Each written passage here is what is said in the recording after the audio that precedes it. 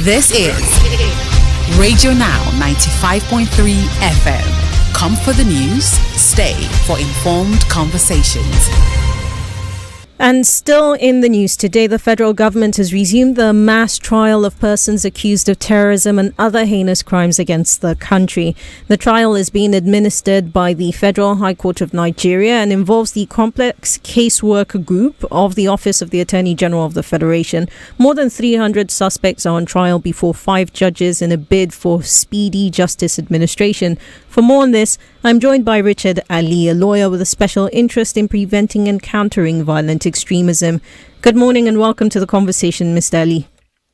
Good morning, Nabila. How are you? Doing well, thank you. Thank you for joining us.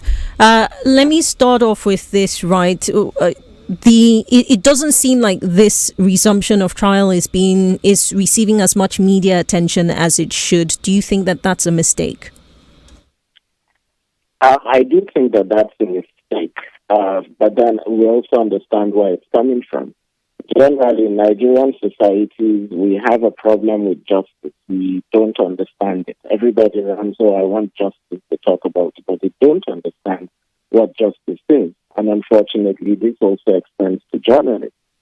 But the idea of justice must be a three-way. It must be about redressing that have been done. So justice must be done to the victims of the crime, and justice must be done to the perpetrators of these crimes. So the journalists don't understand it, the judges just mention, the lawyers work on it, the security services feel they are the instruments of executive power to do it. But there is not that all of society understanding of justice, and that is why I think such an important story is not getting the sort of attention that it deserves. So,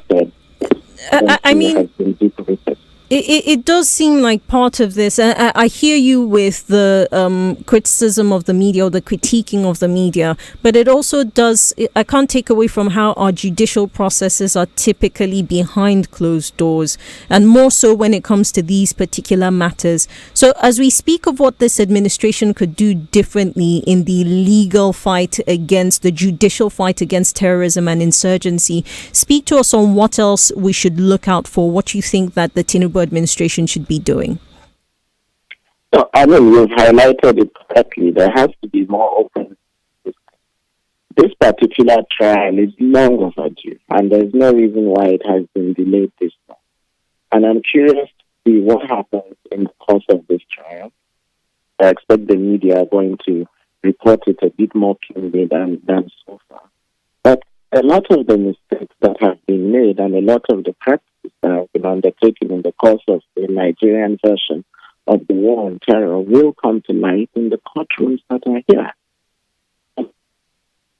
What roles did they play?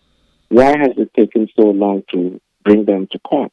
What evidence has been preserved over the last 5, 6, 7, 15 years, perhaps, since some of these crimes were undertaken? So in the open court of law to which all citizens, journalists, and everyone can have access, these issues will come up. And I suspect that there will be some surprising terms that will be revealed in the course of this process. Well, Mr. Ali, I guess it's time that will tell, and we'll certainly be keeping an eye out on this. Thank you for joining us and sharing your thoughts on the conversation. Richard Ali is a lawyer with a special interest in preventing and countering violent extremism, speaking to me on the resumption of trial against 300 persons who are accused of terrorism and heinous acts against the Nigerian state.